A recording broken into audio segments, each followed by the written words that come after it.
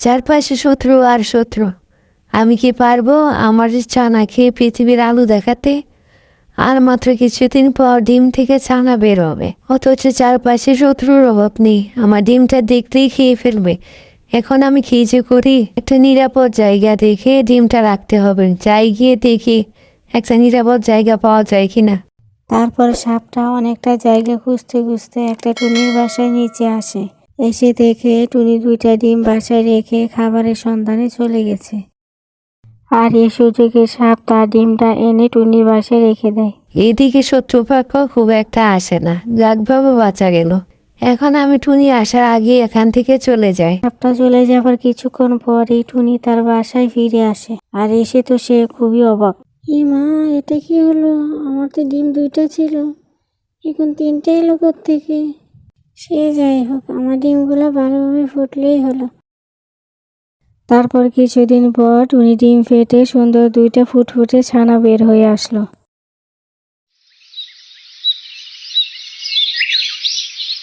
টুনি বাসায় ফিরে দেখলো তার নাতুস 2টা ফুটফুটে ছানা ফুটেছে, আর একটা ডিম আগের মতোই রয়ে গেল। সেটা নিয়ে টুনি বেশ চিন্তায় পড়ে যায়।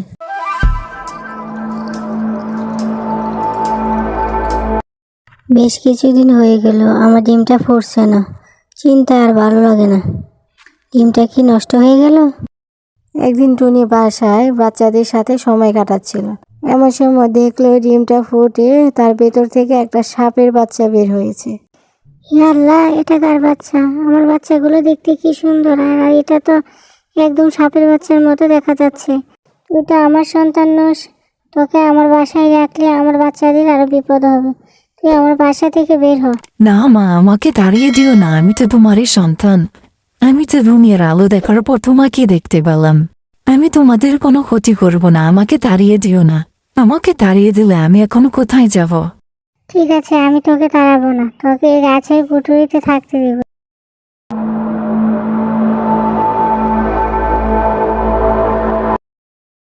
কিছুদিন যাবার পর সাপ একদিন টুনির বাসায় আসে, আর এসে দেখে তার বাচ্চাটা ফুটেছে।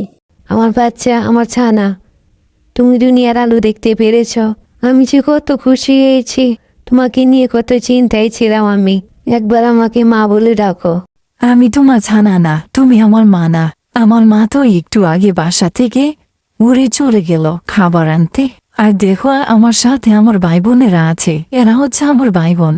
সাপের বাচ্চাটা সাপটাকে চিনতে না পারায় সাপ খুবই কষ্ট পায়। তারপর সেখান থেকে সাপটা চলে যায়।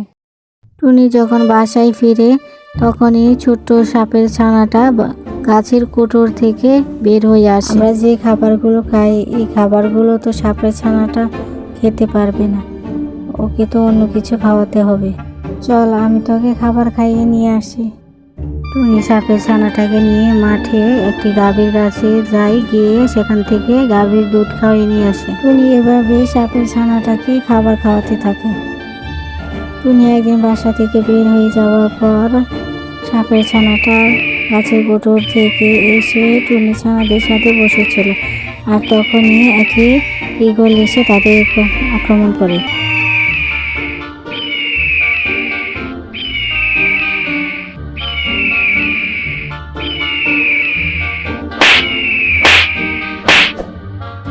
ঈগলকে তাড়িয়ে দেওয়ার পর সেখানে সাপ আসে তার ছানাকে নিয়ে যাওয়ার জন্য।